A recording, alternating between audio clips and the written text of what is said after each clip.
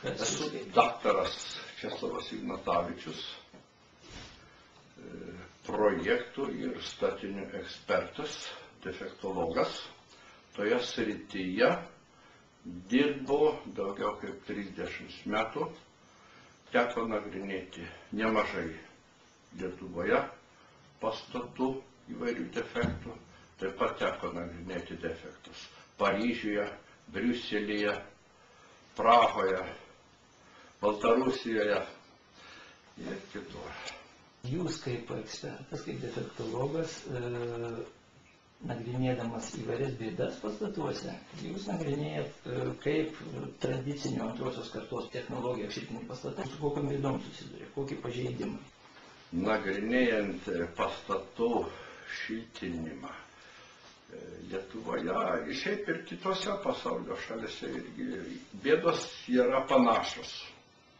Šiltinimo kokybė. Neteisingai tvirtinamos šilumą izoliuojančios medžiagos, jos sudedamos nesandariai priklijuojamas, neglaudžiai priglaudžiamos prie išorinių šiltinamų atitvarų, neapsaugomos nuo vėjo poveikio, nuo drėgmės poveikio neapsaugomas. Ir šitie visi faktoriai turi labai daug įtakos šilumos izoliacijai. Reiškia, sudėjus net ir geras šilumą izoliuojančias medžiagas, jeigu mes neteisingai jas sudedam, pritvirtinam prie išorinių atitvarų, tai šilumos nuostoliai gali būti dvigubai didesni, negu kad galėtų būti. Sakykit, ponas Česlovai, tokių klaidų pagrindinė priežastis. Kame jūs matote pagrindinės priežastis? Priežastis, kaip taisyklė, vienos nebūna. Yra daug priežasčių, būna, kad ir vaikydamiesi pelno didelio, norėdami greitai padaryti, reiškia, tai statybininkai kartais pavartoja nekokybiškas medžiagas. Ir ne tie specialistai pradeda dirbti, įvairūs elektrikai, mechanikai pradeda dirbti, neapmokyti. Atrodo, kad pastatas nėra labai paprastas toks daiktas, kurį gali statyti, taisyti bet kas. Iš tikrųjų ne. Iš tikrųjų tai yra brangus dalykas ir jį pastatyti kokybiškai, tai reikia mokėti tam reikalingą žinių. Ir norint gerus rezultatus gauti, tai būtinai reikia vartoti geras medžiagas, reiškia, tą darbą turi atlikti, kvalifikuoti, apmokyti specialistai ir darbą turi atlikti kokybiškai. Tik tai tada mes gausime gerus rezultatus. Man tenka tirti namus ir, reiškia, nėra tokių pavyzdžių, kad turėjo būti dvigubai daugiau sutaupyto šilumos, o to šilumos perpus mažiau sutaupoma negu kad buvo numatyta projekte. Ir tai yra, kaip rodo mano tyrimą, tai yra pagrinde dėl blogos statybos darbų kokybės ir blogų šilumą izoliuojančių medžiagų panaudojimo.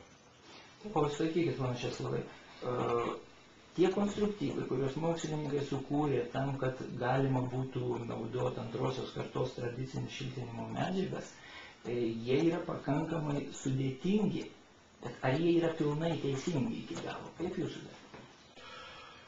Taip, vienareikšmiškai pasakyti, kad jie neteisingi, aš nedrįsčiau. Jeigu kokybiškai padaro, kokybiškas medžiagas pavartoja, efektas gaunasi geras ir, reiškia, praktiniai rezultatai sutampa su projektiniais, su teoretiniais, reiškia, duomenimis.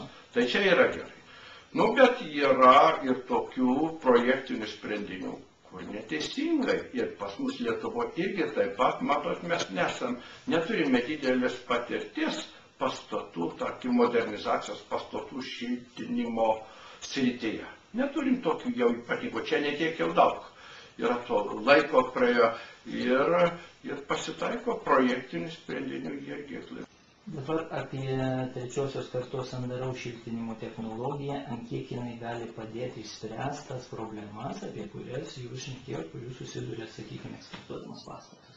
Analizuodamas trečiosios kartos šiltinimo sistemą, gamo,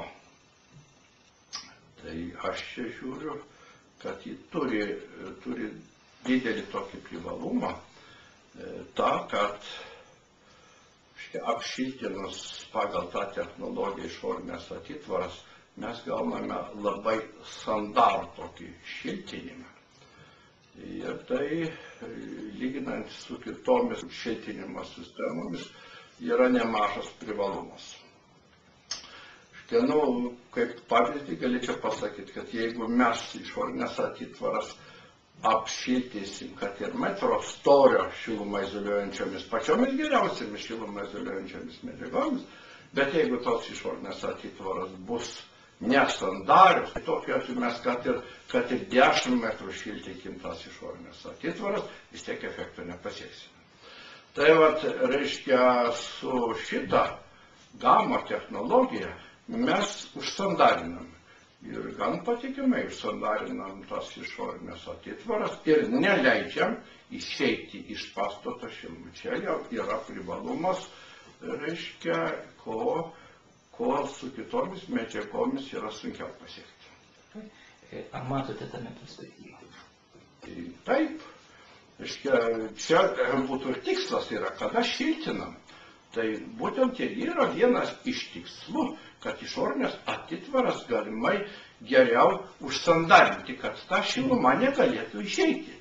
Tai toks ir tikslas, reiškia, gali būti, jeigu ir kitos medžiagos užsandarina, tarkim, tai viskas tvarkoj. Tai čia va šitą tikslą pasiekti gamo technologija, atsiprašau, kaip tik ir pasiteisina. Čia kaip tik, aš matau perspektyvą tikrai.